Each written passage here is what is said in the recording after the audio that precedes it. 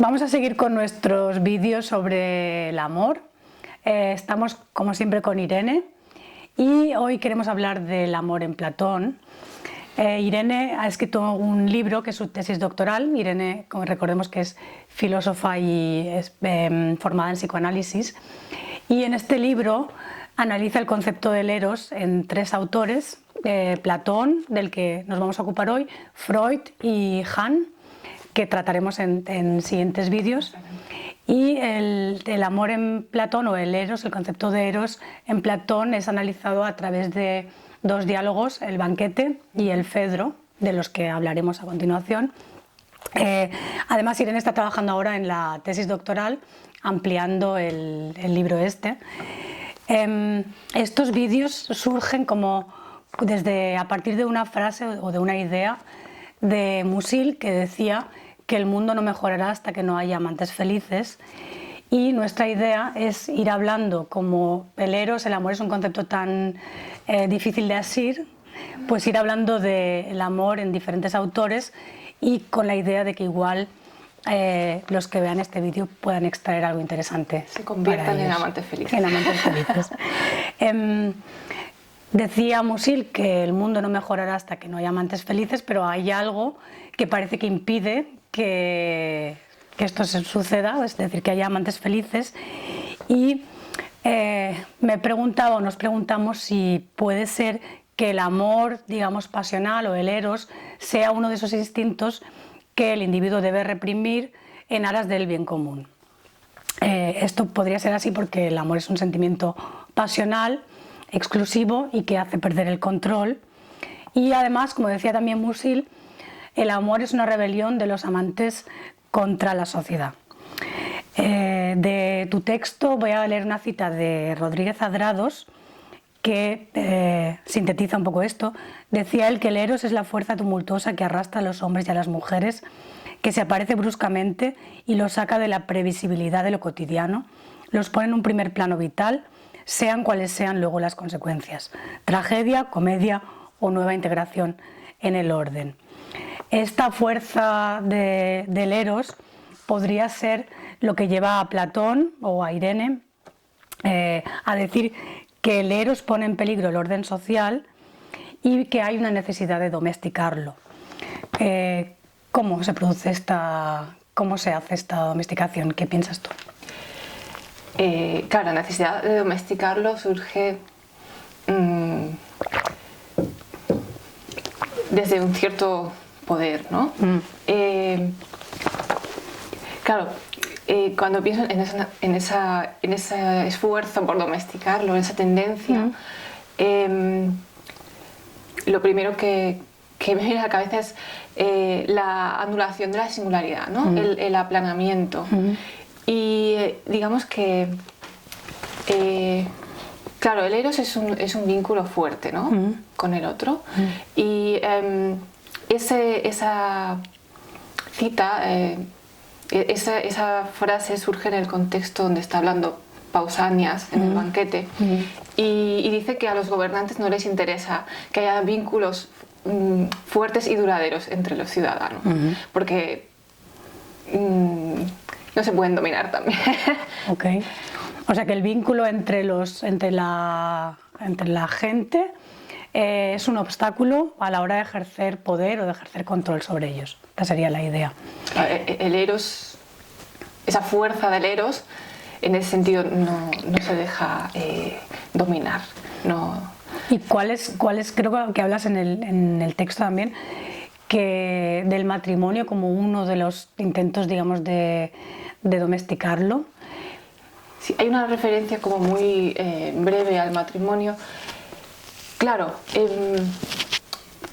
supongo que aquí también depende quizá culturalmente, ¿no? Porque el matrimonio también es un ritual, pero sí que en cierta época histórica y quizá en ciertas culturas, o bueno, creo que en las últimas décadas también se ha vivido, ¿no? en nuestra sociedad, que el matrimonio ha sido también una manera de institucionalizar, o sea, de poner un orden en el amor, que tiene que ser así, entre hombre y mujer, con un contrato, tal.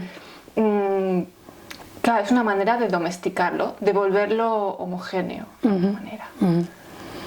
Y de despojarlo un poco de misterio, quizás también, ¿no? Es Claro. como...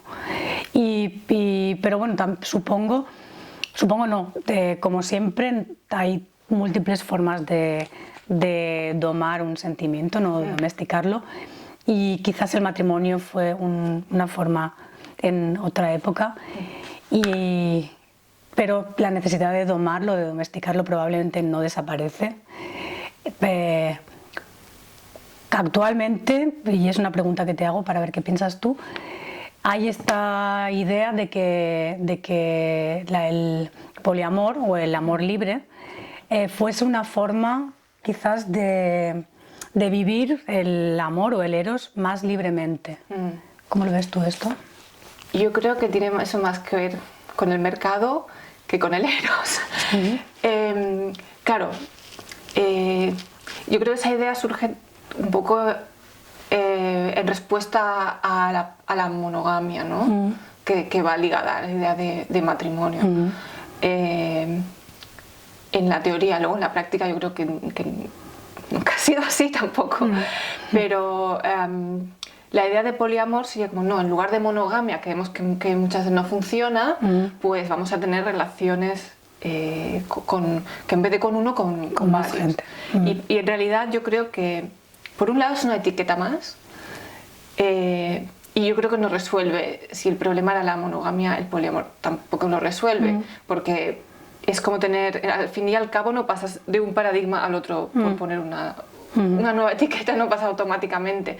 Entonces, yo creo que tiene más que ver con la idea de no perder oportunidades, que está impregnado el mercado de esa idea, que no con el eros. Okay. Y luego, claro, bueno, el tema es ni monogamia ni poliamor. El tema es que no se puede imponer para todo el mundo una misma manera de vivir el eros, porque el poliamor puede ser también una manera de que todo el mundo lo viva igual, ¿no? Claro. De que ahora esto es pues, ni uno ni otro.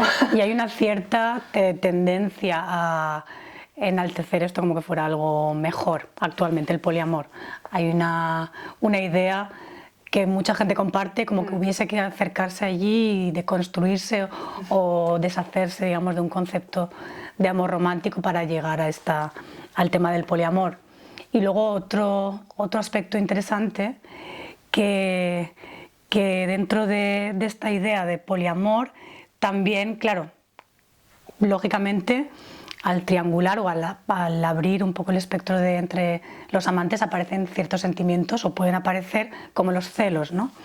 Y hay una tendencia a denostar este sentimiento de los celos como algo que no debería ser, ¿no? Que no debería de estar, no se debería de sentir, cuando probablemente es parte del eros, ¿no? La pasión. Sí. No sé si quieres decir algo a esto, si no sigo con la siguiente. Sobre los... Claro, siempre que pones un paradigma, ¿no?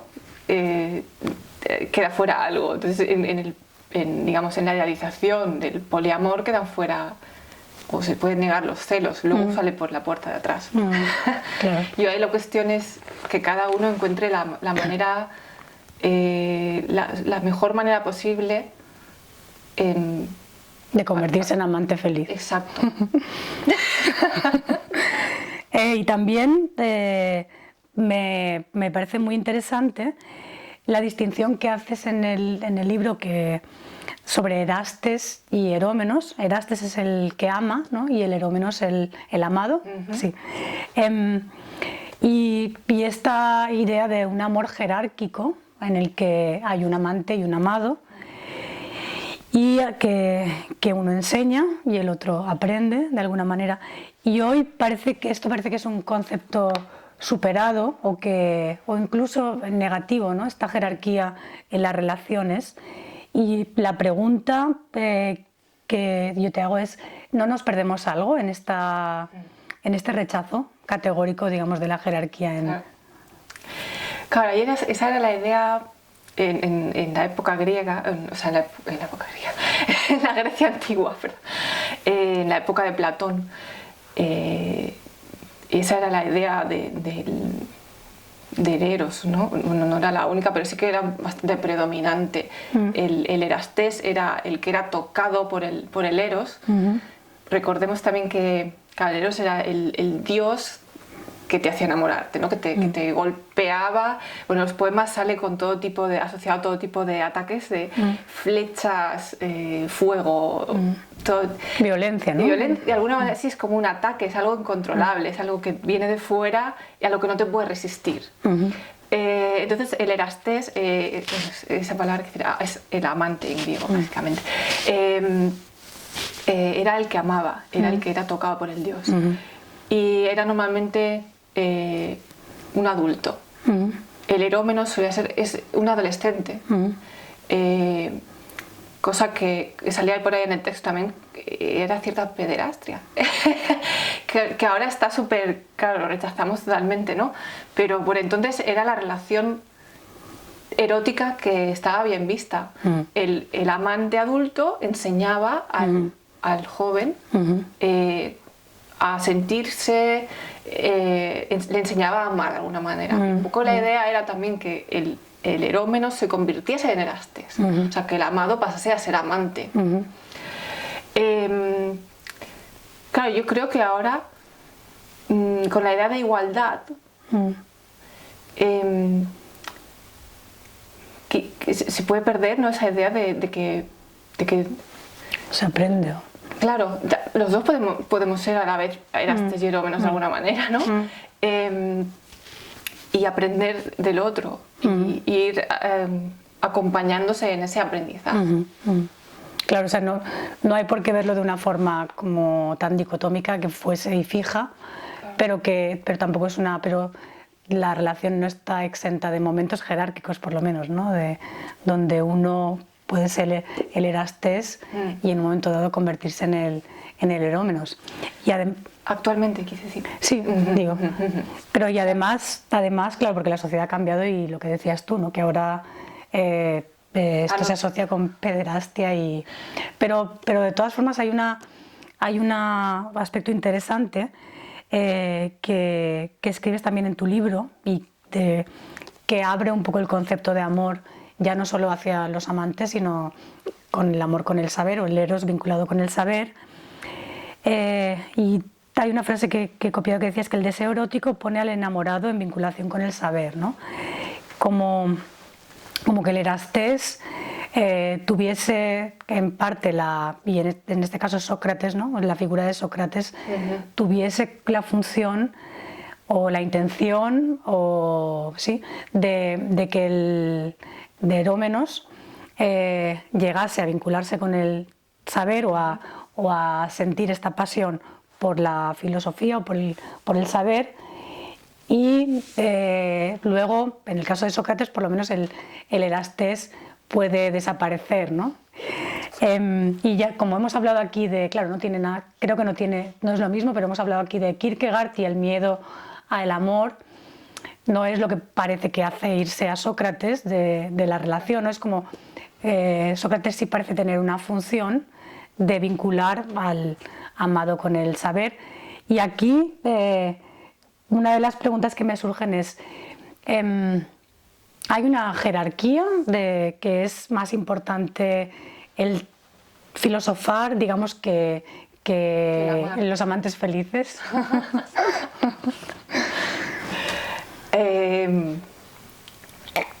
Si tengo que responder desde lo que yo veo, yo pienso que las dos cosas son... O sea, que yo no los pondría en una jerarquía. Quizá es O sea, sí, dime. No, pero claro, al estar hablando es que creo que hay que hacer un poco de switch entre lo que era la época de Sócrates y la actualidad, y vinculándolo con la actualidad. O sea, en teoría igual es indistinto que Sócrates se fuese o se quedase, ¿no? Lo que pasa es que tenía mucho trabajo, tenía varios, claro. Pero no se trata de que se vaya o que se quede, sino de vincularte con el saber, y eso, digamos, que deja abierto si te quedas vinculado a la persona o no, ¿no? Si se va o se queda, no es lo importante, quizás. Exacto. es el punto, yo creo. Claro, esto es una cosa que también se ha discutido mucho sobre lo que plantea Platón, que si él plantea un amor abstracto, siempre se ha asociado mucho a Platón con la abstracción. Y justamente lo que él plantea en el banquete... Es el tema del amor platónico. Sí, ¿no? De ahí ha salido un poco la idea del amor platónico, de que te vinculas con algo inalcanzable, o de que amas a alguien inalcanzable. O también he oído alguna vez de que te enamoras de las ideas de esa persona. Okay. Y justamente lo que plantea Platón, que la gracia que tiene para mí es que no plantea el amor de una sola manera, sino de que es como un abanico, ¿no? Él plantea el eros de una manera tan abierta, o sea, y tan como con múltiples polifacéticas. Sí, y que así es el eros, ¿no? No se puede, lo que tú decías antes, no se puede asir, no se deja asir. Y claro, él justamente lo que pone en boca de Sócrates en el banquete, que a su vez Sócrates cuenta haber oído de Diotima, es una escala erótica, y donde justamente plantea que el amor comienza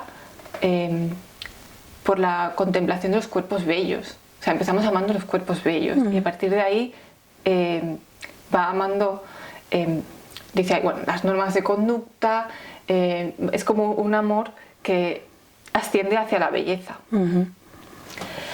Pero no anula, o sea, no deja los cuerpos de lado. Okay. Qué interesante porque el amor platónico yo no lo había entendido como esta forma de, por ejemplo, que cuentas más adelante de Alcibiades, el bello, ¿no? Y Sócrates, y la incapacidad de alcanzar a Sócrates porque siempre se escapa, sino más bien con esta idea de que Platón habla de las ideas y de que el amor fuese un concepto más abstracto, ¿no?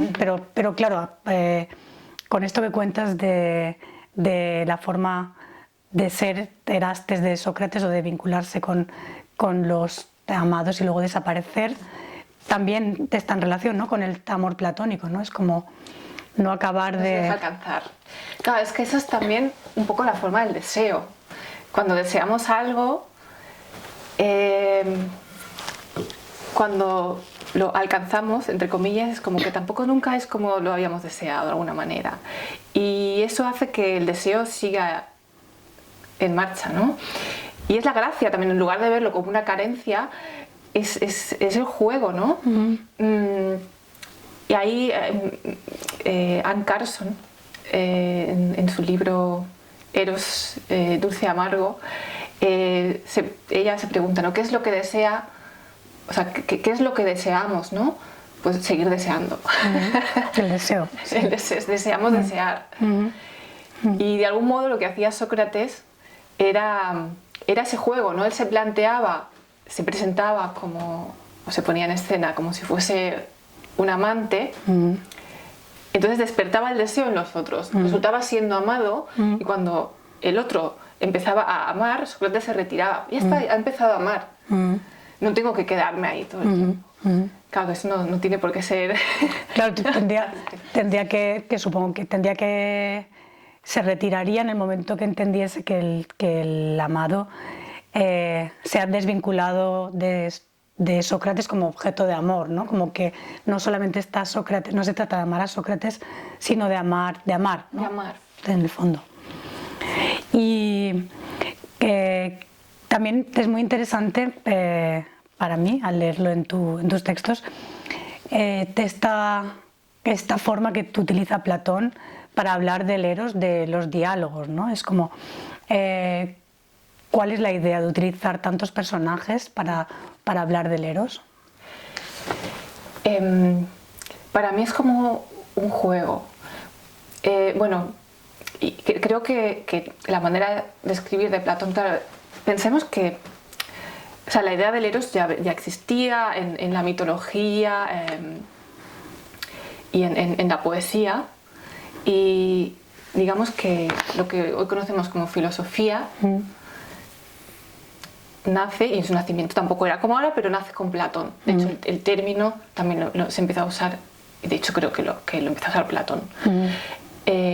que ya en sí lleva una especie de amor dentro de la filía. Que es, o sea, la filosofía es justamente, literalmente, el amor por la sabiduría. Bueno, filía no es la misma palabra que eres, ¿no? Sería tiene normalmente más que ver con la amistad, aunque también, en su época también, filía también tiene que ver con un Filastés, por ejemplo, también es como el Erastes, es un amante. Entonces, ahí me he ido. No, era la estructura de los diálogos. La estructura de los diálogos, perdón, gracias. Claro, lo que hace Platón no es dar un discurso directo en prosa de yo, Platón, digo qué tal, sino que él escenifica. Creo que hay también como el plan, o sea, su escritura está también influida por la comedia. De hecho, cuando uno lee los diálogos, a veces tienen un aspecto muy cómico. Y de lo que nos llega hoy de la filosofía de Platón, ¿no? De la abstracción, de las ideas y tal. Luego, cuando uno va a leer los diálogos, se sorprende, por ejemplo, con escenas como la de Alcibíades borracho, diciendo intenté acostarme con Sócrates, no hubo manera, por ejemplo. Yo creo que él ahí lo que hace al poner las palabras en varios personajes, porque cada personaje también da puntos de vista que ni siquiera se pueden unificar en un solo punto de vista. Y él lo que hace ahí es lo que hace Sócrates un poco, hacer que el lector desee. Al no poder nunca saber del todo, ¿no? Exacto. Cuando estás a punto de apresar algo, te dice Platón, pues ahora te lo quito.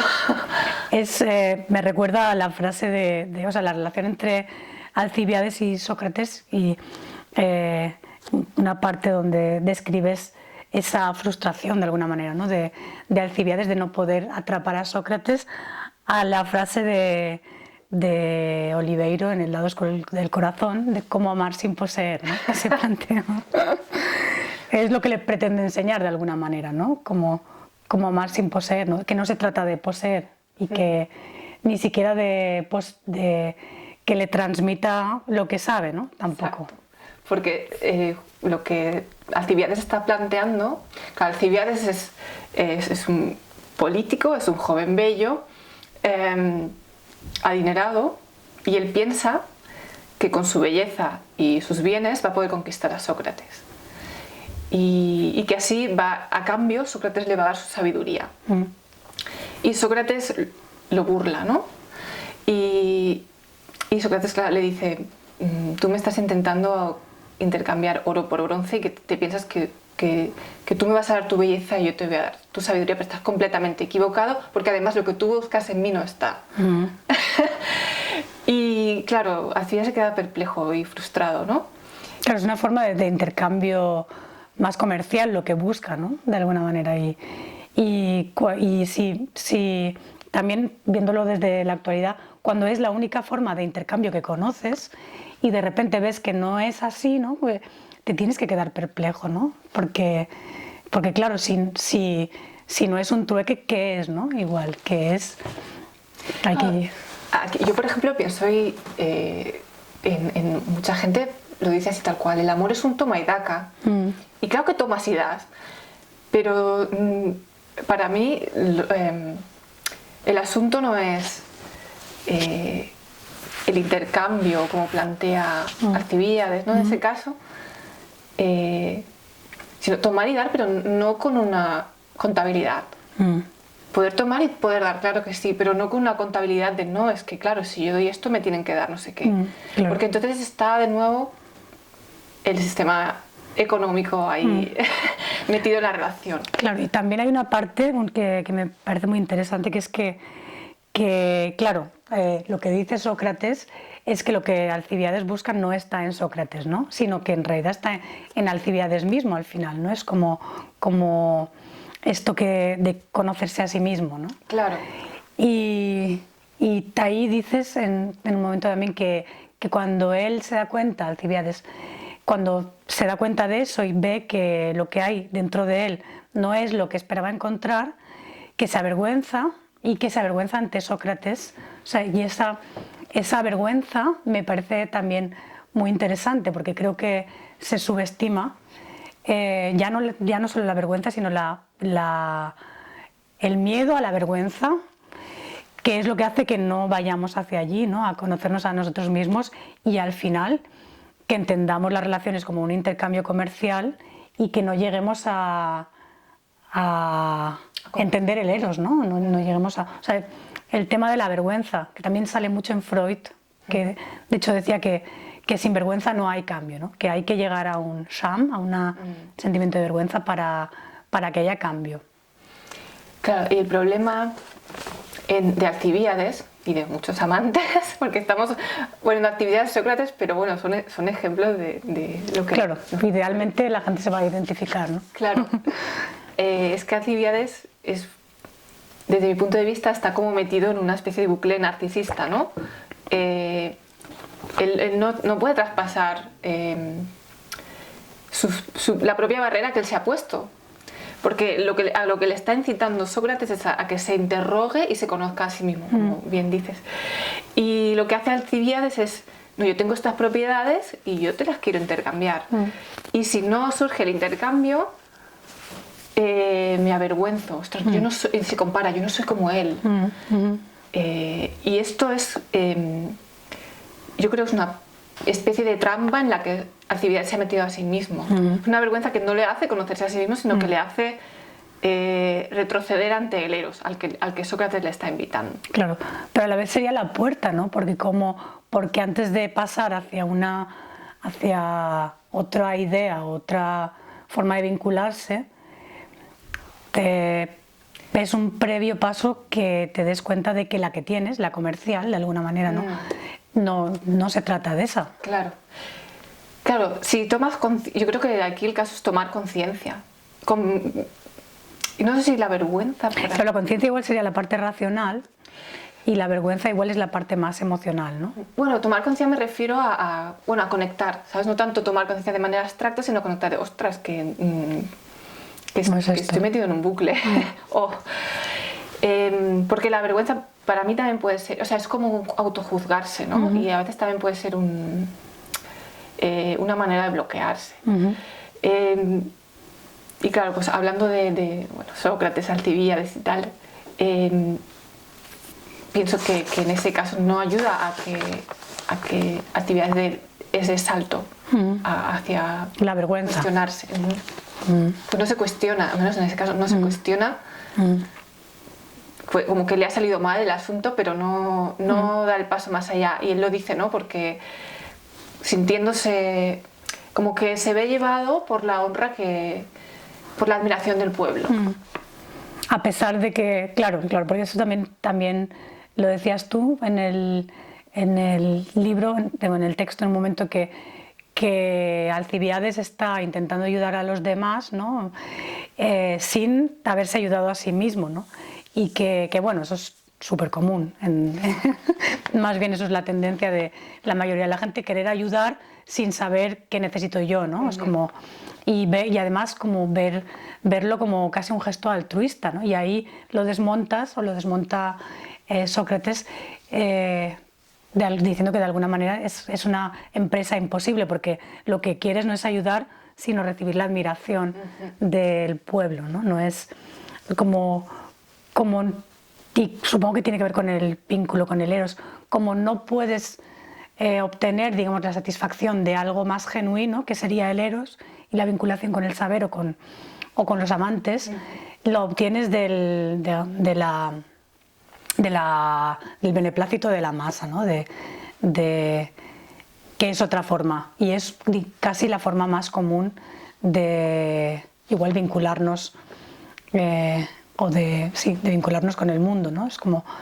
Es más fácil casi intentar complacer a otros que mirarme a mí mismo, ¿no? Porque ahí puede aparecer la vergüenza, por ejemplo, o la constatación de que ahí no hay lo que yo pensaba que iba a haber, que es lo que le pasa a él. Sí. Además, claro, ahora el tema de la complacencia creo que es como un peligro, ¿no? En el sentido de que, por ejemplo, hoy día, pensando en el caso de Alcibíades, hoy día está súper a la orden del día, ¿no? Con las redes sociales y tal, de de querer obtener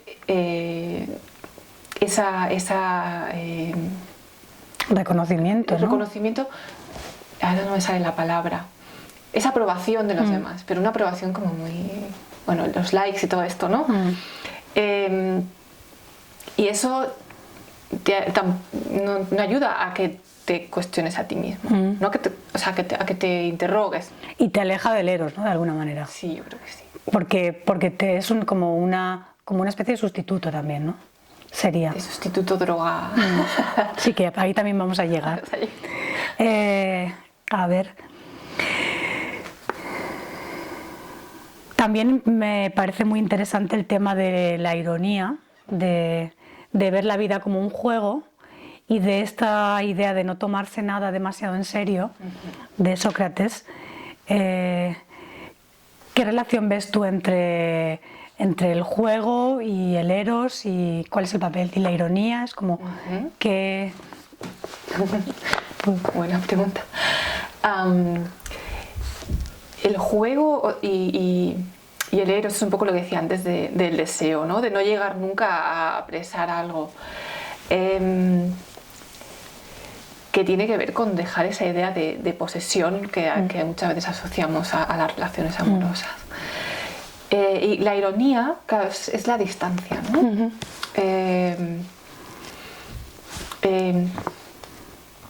A ver.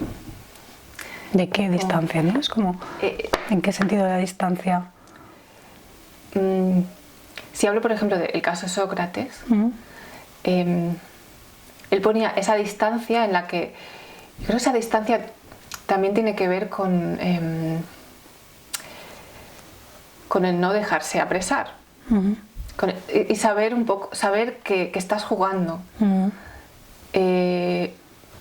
Como que te estás desempeñando un papel, lo cual no quiere decir que no ames o que te pongas en un lugar donde quieras.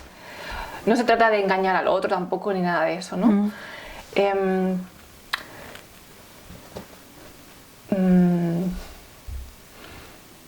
A ver, es que es complicado. Es complicado. Porque tiene que ver con, o sea, el no tomarte las cosas demasiado en serio, ¿no? Como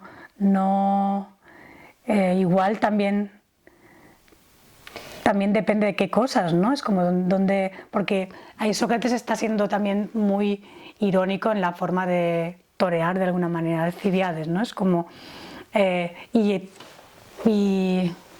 dejando en evidencia de alguna manera esta forma económica de vincularse, ¿no? Es como ahí la ironía le está sirviendo para transmitirle que esa forma de vincularse con el mundo, o sea, para tomar distancia de esa forma de vincularse con el mundo, ¿no?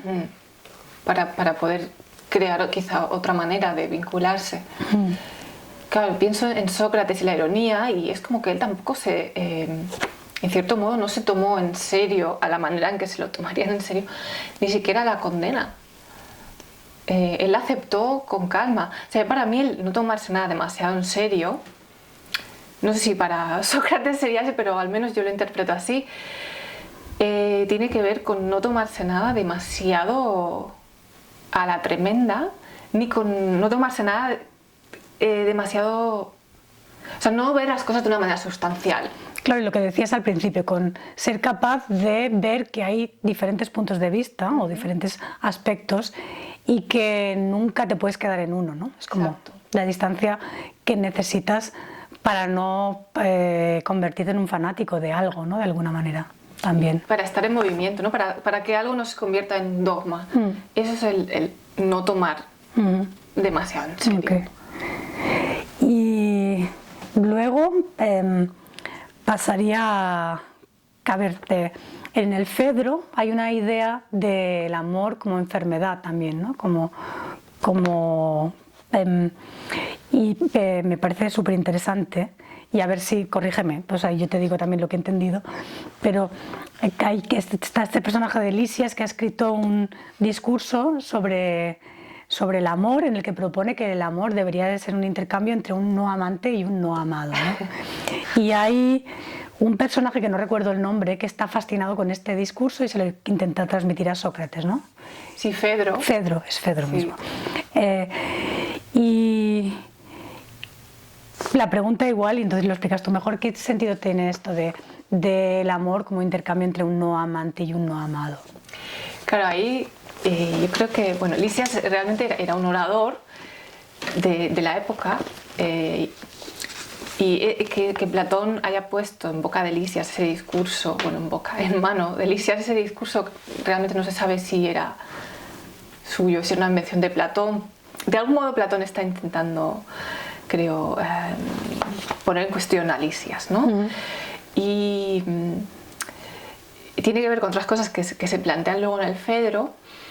Lisias intenta plantear el eros como una enfermedad, y él justamente critica del eros esa cosa pasional, esa cosa que te arrastra, que no puedes controlar. Lo que pasa es que él plantea justamente como si el eros fuese todo celos, y el amante intenta quedarse para sí el amado y separarlo de todos sus amigos, y por eso lo ve como una cosa peligrosa, porque escapa, es como que el eros te hace perder el control. Hay que estar sereno, controlado, y saber que lo que tú das te lo van a devolver. O sea, Lisias está planteando como la relación como una economía, ¿no? Y como un control de sí. Y lo que hace luego en el curso del diálogo, lo que era una enfermedad, el eros, se convierte en manía, que es un don de los dioses. O sea, lo que hace Sócrates. Sí. Es lo que él lo plantea así. O sea, el primero como que dice, wow, qué fascinante, sí, este discurso de Lisias, pero tiene alguna cosa que no me cuadra. Y entonces luego Sócrates responde como con dos discursos. Primero, justo se tapa la cara y hace un discurso un poco acorde, en cierto modo, con el de Lisias. Luego se da cuenta de que está cuestionando al dios del amor, como puede ser. Y se destapa la cara y hace otro discurso donde dice que el eros es un don de los dioses. Y que, por ejemplo, las pitonisas no podrían conectar con lo divino si no fuese por el eros. Y ahí se conecta un poco más con el eros del banquete, ¿no? Y además es súper interesante, y aquí y explica un poco mi pregunta sobre qué papel juega el juego en el eros, o en la forma de escribir también de Platón, ¿no? Y en la forma de ser de Sócrates, no viene con una crítica frontal y categórica al discurso de Lisias, a pesar de que algo le debe de chirriar, ¿no? Pero sin embargo tiene una forma de escenificarlo que es muy lúdica a la hora de leerlo, y probablemente mucho más efectiva también a la hora de hacer pensar, ¿no? de despertar la duda, o de llevar a alguien a poder dudar de algo y poder cuestionárselo, que no cuando es algo frontal, que es como nuestra forma de comunicarnos ya, y que en el fondo despierta tanta resistencia, ¿no? Y hace que nos aferremos siempre a nuestro punto de vista. Sí, es verdad. Claro, a mí también me parece muy interesante, o sea, que esa cosa lúdica, ¿no? Porque es como que da mucho color al asunto. O sea, Platón... es lo que hace que lo quieras leer también, ¿no? De alguna manera. Yo creo que yo recomiendo mucho leer a Platón.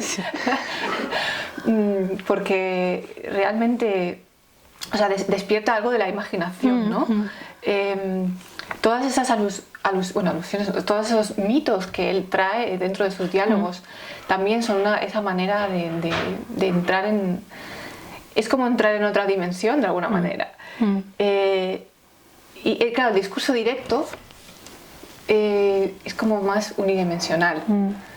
Y el discurso, el diálogo y lo lúdico es como más multidimensional. Claro. Y creo que el eros tiene que ser así, multidimensional. Y luego también me parece que, o sea, el amor como enfermedad también es como, la idea del intercambio entre un no amado y un no amante, que además dices también que es como, o sea, que algunos de los motivos que alega para defender, digamos, este concepto en principio absurdo, es que hay más oferta entre los no enamorados, o sea, como que ahí se ve lo que dices tú es el precursor de Tinder, ¿no? Que también es como, no sé si es Tinder, pero es otra aplicación que venden, que es una especie de supermercado, ¿no? Y que venden el Eros como el match, ¿no? Cada 11 minutos se enamora una persona, ¿no? Que en realidad significa que cada 11 minutos se hace un match, que en realidad quién sabe lo que significa, ¿no? Pero sí, es como Lisias, sería una especie de precursor de Tinder, pero más que precursor de Tinder en general, como que expresaría, y aquí volvemos al principio, ese miedo que hay al amor, por la pérdida de control y por lo que has dicho tú, por la idea de como que será como los celos aparecerán y de repente me separará de todos mis amigos. Dice, me copié, te deja limpio de amigos. Dice. Como que fuera, aquí sí que es el amor, el amor entendido como una pasión tan fuerte que te llevaría a la posesión casi hasta el asesinato o hasta la aniquilación de sí mismo, ¿no? En el fondo un miedo al amor. Y cuando hay un miedo siempre hay una tentación de distanciarnos y de no entrar en ese juego y entonces proponer un juego menos peligroso, como emulando algo que tuviese que ver con el Eros, pero que en realidad no tiene nada que ver con el Eros. Y creo que estamos totalmente inmersos socialmente en algo así.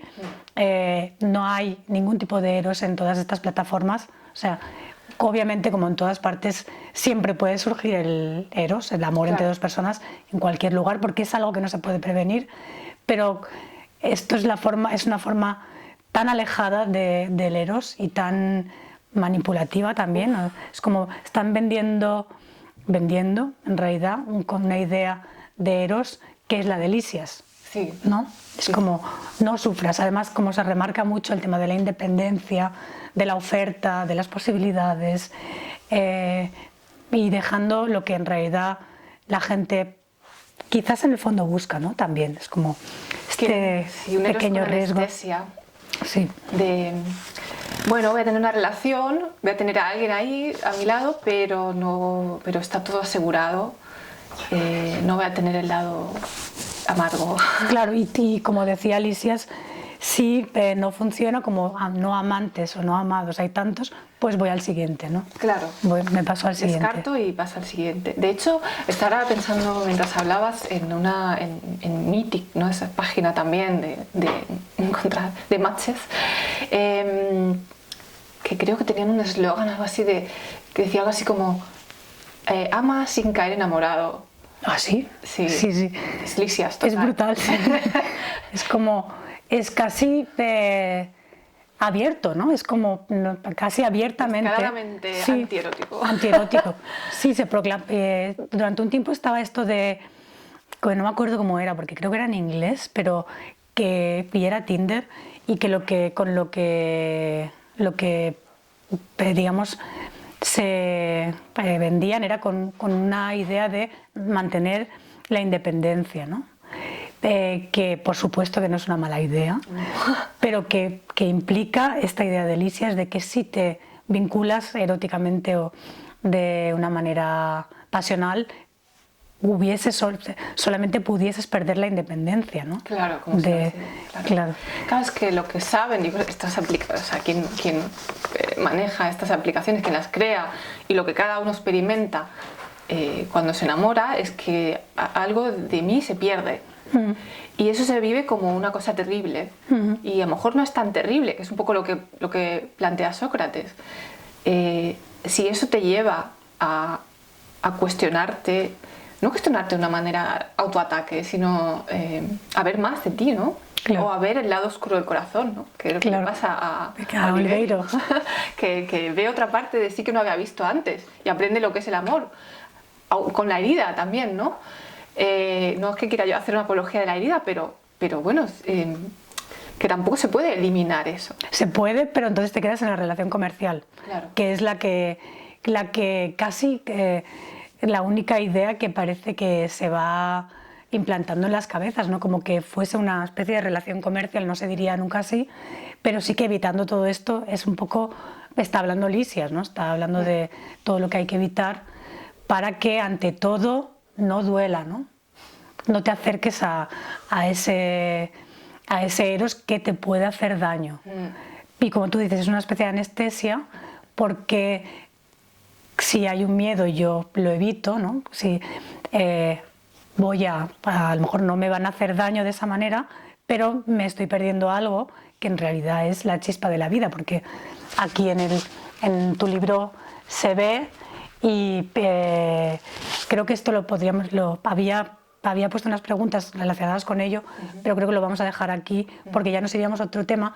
Pero lo que quería decir es que si no aprendemos a acercarnos a ese miedo y a aceptar los riesgos, no solo no seremos amantes felices, sino que pierdes esa pasión por otros aspectos como la filosofía y otro tipo de cualquier tipo de pasión, ¿no? Te puede sustituyéndola por el consumo al final, claro. Por un consumo de todo, ¿no?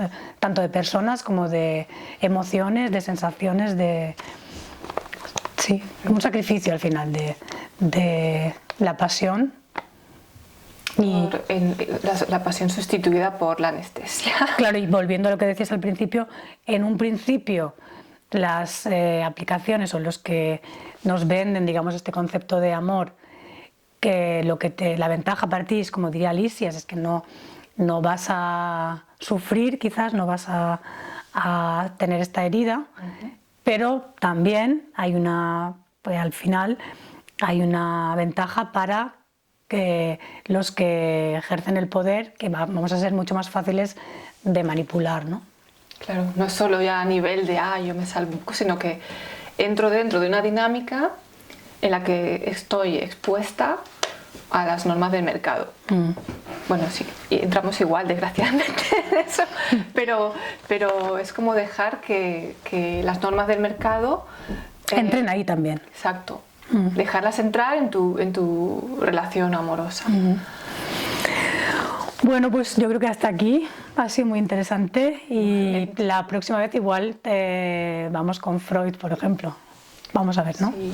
O podríamos seguir quizá con el tema de el eros y el fedro y el fármacon, hablando de anestesias. Sí, podemos hacer uno.